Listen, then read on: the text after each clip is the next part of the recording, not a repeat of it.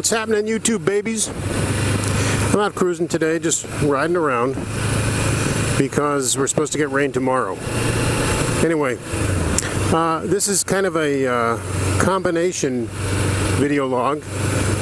It's dedicated to my friend David Nipple, who's recovering from accident-related injuries and looks forward to getting back on 2 or 3 wheels at some point and joining the rest of us, getting his knees back in the breeze.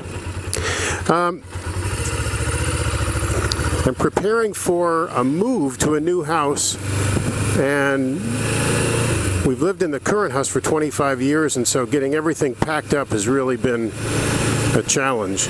Not to mention a repeated walk down memory lane every time we open a new drawer or empty a kid's room.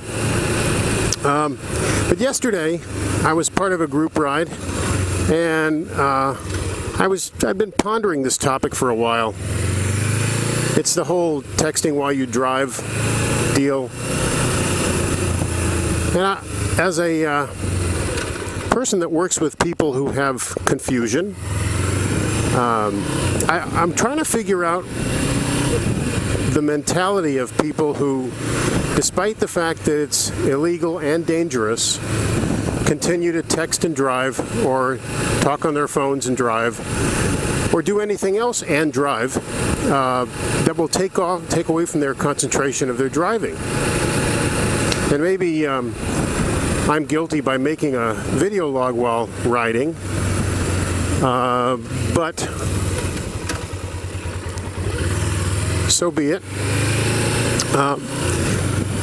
But my hands are not occupied, so it's sort of like hands-free, and it's like talking to myself. So I don't know how distracting that really is. But in any event, I think there are 2 kinds of people who break the law about having a phone in hand and drive and potentially endanger themselves and others. The first group are people that I regularly see who, it doesn't matter what the law is, they're going to do whatever they feel like it. A couple of cases in point. I followed a guy one time who was sitting at a light next to me and just took off through the red light for no apparent reason, changed lanes into my lane without looking, and then as he made a right turn, I was going to follow him and give him a piece of my mind. Of course, I saw that he was on his phone. This is a kind of a person who, it doesn't matter that something's against the law. They just figure, they can do whatever they want. Another guy yesterday, also following behind him, and he, where are you going?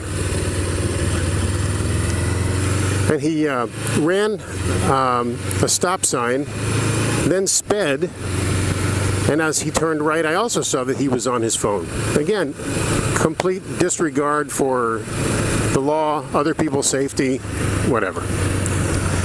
The other group of people who I think are guilty of breaking the law with regard to distracting devices while they're driving are the group of people who have gotten away with it so long without anything terrible happening that they have convinced themselves that it's perfectly safe. And the sad part about that is their minds will never be changed until something terrible happens. It's the same issue with drinking and driving or getting high and driving. But people always figure it's somebody else who has a tragic outcome, and they don't worry about it. Or if it happens to somebody, that they're very close to and attached to. But other than that, they just keep on doing what they do because they see no danger in it, and so therefore they don't believe that there's any logical reason to follow the law. So I hope there are new initiatives, legal and otherwise, or that laws that could put in place to prevent people from doing this are actually enforced. And this morning, as I was scrolling through something on the computer, I noticed that there are a number of apps available to people, sometimes for free, many of them for free. It was an AT&T one, that if you set your phone to that setting, It will notify anybody texting or calling you that you're busy driving. And I applaud that kind of technology and hope that people wake up and warm up to that idea long before something awful happens that they can never take back, or will cause them regret for the rest of their lives. Anyway, that's my rant for this Memorial Day, and I wish everybody safe and enjoyable travels. Take care.